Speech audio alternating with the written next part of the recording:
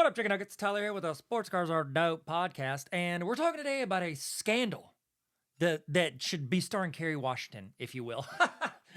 Pop culture references. So I want to talk about PSA taking someone's Pokemon PSA 9 grades, and then after they do the buyback program through PSA, those things turn into 10s. Is this nefarious, or is it just a mistake? Just a mistake. We're about to find out, because I'm going to tell you the answer and then maybe some thoughts on what we can learn from this little sitch. Short for situation. A lot of people don't know that, but I did it to save time so that the intro could start now.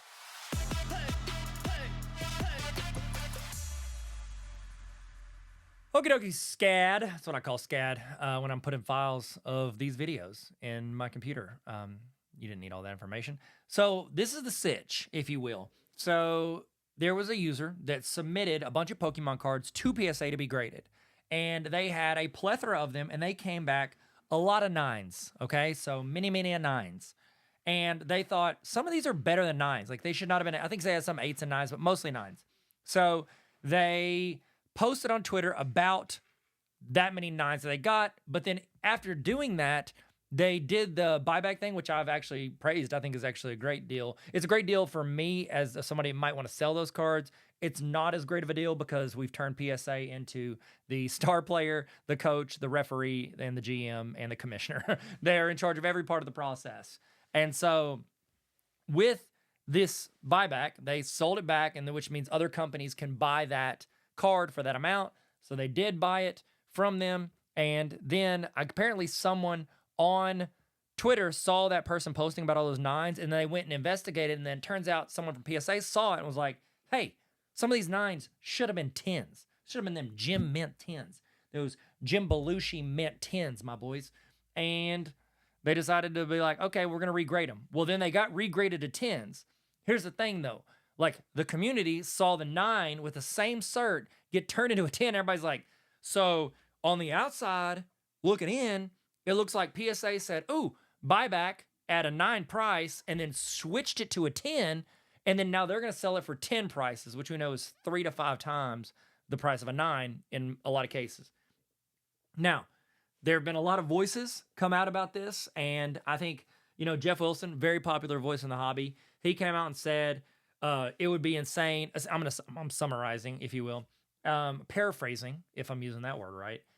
Jeff Wilson said it would be absolutely insane. A company worth billions of dollars would put it all on the line for a couple $100 in Pokemon cards. Now, I get that that's the one scenario we found.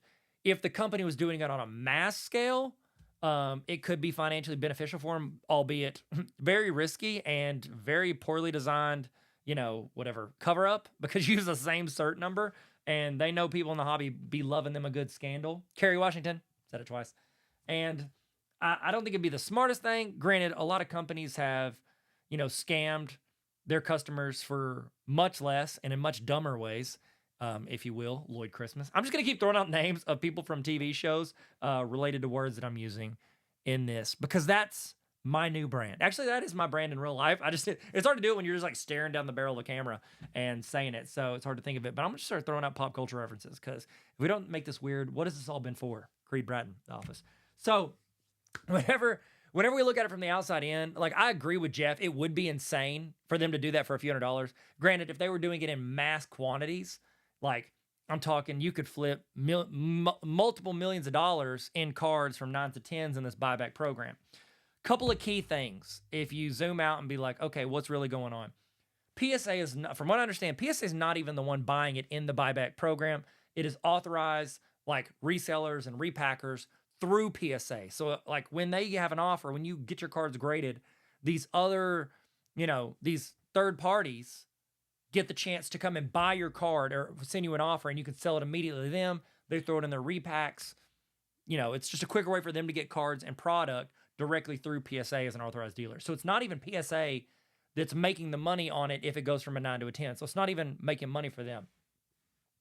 There's an update on this. It's E4. It's like a Pokemon forum. They said, and this is the person that actually had their card flip from a 9 to a 10. My changing from a PSA 9 to PSA 10 was a unique situation triggered by someone in PSA who saw my original post displaying all the 9s. It was obvious that the grades originally given were not fair, and so the entire sub was regraded. This was done without my knowledge, and PSA did not know that I'd already accepted buyback offers. I know this raises other concerns, but no fraud or malicious activity was taking place here. Seems like and I think Nat Turner actually came out as well about it. Again, I'll be honest, my thoughts, a lot of people in the hobby are looking for a good scandal. Not that there hasn't been its fair share of scandals. There's been some, hobby watchdogs who turn out to be, ripping people off. There have been some companies that have done some crazy stuff. And like, PSA's been like, oh, we don't want to change SGC. And then they nerf them pretty hard after about a year and let the president go who helped him grow. So, I get it. This essentially seems like, I don't know if it qualifies as fraud. I'm not a lawyer, but it feels like it's a step further than just be like, we're going to buy and then nerf this company, or we're going to, take over these parts of the process. So it doesn't seem, honestly, if you step back, what I've found is very often the most logical avenue is the correct avenue. It looks, and again, I'm not sponsored by PSA. I'm not even necessarily a PSA fan. I've said that on multiple things. I get that they're the most profitable in the hobby if you want to resell, but I've never been super big fan of their upcharges, their process, their lack of clear communication. I just don't vibe with them, but they are very popular in the hobby, and I've got cards going to PSA because I need to get them graded. Oh, make you a hypocrite. No, it means that they're the only company that will grade my Tyson Beck cards, and I want to get them in slabs because it feels more official. And also, honestly, they've got the technology to where I can store stuff. This didn't become a why am I using PSA right now. They bought Card Ladder, which I use and pay for and and I want to be able to log and categorize. I love the analytics math side of all the card stuff. And so I want to put all my cards in, and it's much easier and cleaner and clearer if you do that slabbed. And so I'm doing that with some PSA stuff. Used to use SGC, but ever since they did all this, honestly, I don't know. I don't want to throw my money at it, scared that I might just be throwing my money away because Collectors is actively not promoting or pushing or supporting SGC. And so it's, how long do they have? I'm thinking it'll be around, but what relevancy will they have? And so it stinks, but it's kind of where we are. I would use Beckett, but I don't know what's going on over there. It's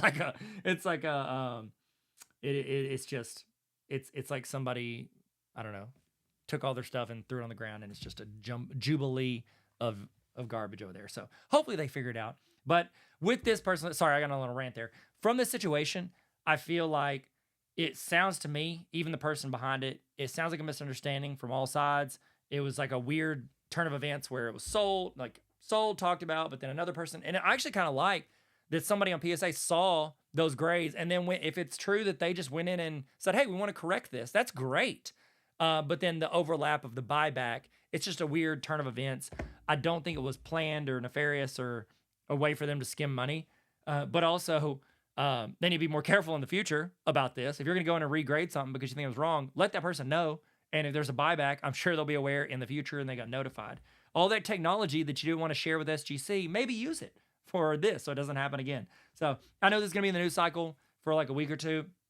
And everybody wants to be like, PSA. People don't like PSA. They're not going to like it. And the people that don't like it but still use it because of the monetary gain, or they're the only ones that grade Tyson Beck autograph cards.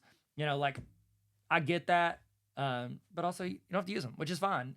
It just stinks that that's the only company that gets that kind of return on most cards. So here we are. We're stuck again with their lack of clear communication, IMO, in my opinion, with this, and then lack of, I guess, order of processes, which hopefully they learn from this and doesn't happen again. But as somebody, I'll tell you this, I had an order at PSA forever, and they did a whole thing where they split it out and so they can charge me more money. But then I had, I think, 17 cards, and I would say probably at least 10, maybe 12 of them were in the past year or two. I had 0 PSA 10s in that order. It was absolutely baffling to me that I couldn't get one out of all my Jalen Wells silvers, because I wanted 110 because I wanted to give it to Jalen Wells at a Grizzly game, and then I wanted to keep one. Got 0 out of that, so cool. So I'm just going to go and buy it if there's anybody that's graded them besides me. But I don't know. I think that with that buyback program is pretty cool. And so I'm going to see, honestly, I'm going to do a whole bunch of series and episode on this. It's going to cost me $5,000 to send. I'm sending 200 cards to PSA. So it's going to cost me $5,000 because they qualified sum as upcharges, and so they're costing more.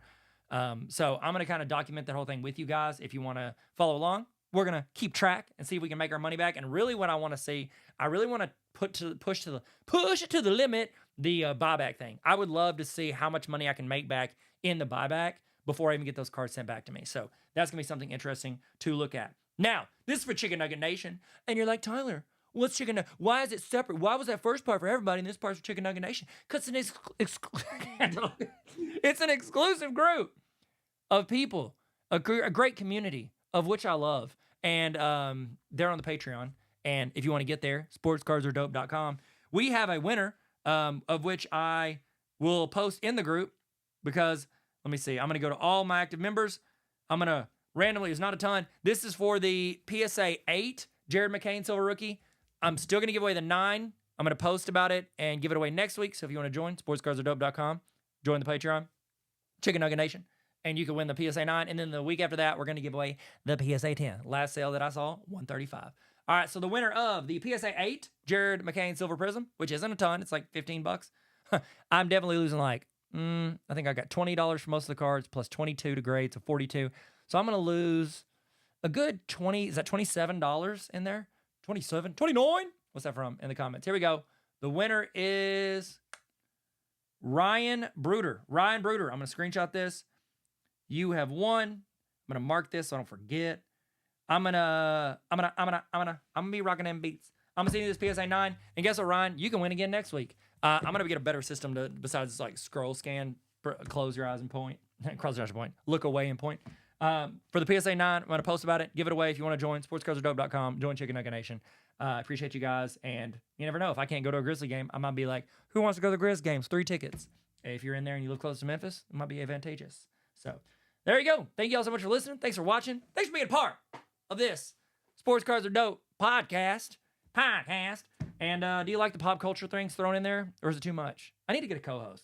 That'd be better. But the problem is, it is 9:17 p.m., and this is the first chance I've had to record before the next morning. So trying to throw them in there. Try not to miss a Monday, Wednesday, Friday. That's when I try to drop the pods. So I'm pushing hard not to miss any more days. No more vacations. No more my dad having open heart surgery. We trying to be on the game. Tyler, you're rambling. Oh, Tyler, you're talking to yourself. Oh, Tyler, stop talking to yourself in third person. No, when I talk in third person, I say Dr. Tarver. Actually, I don't. I genuinely forget I have a doctorate. It's cool. I'll be like driving down the road and be like, oh, yeah, I have a doctorate. It's cool because I don't have to use it for my daily life. But it cost me $27,000. Thanks, doctorate. All right, y'all be good. Stay sweet. Never stop collecting. Sports cards are dope. So are you. Love you guys. Later.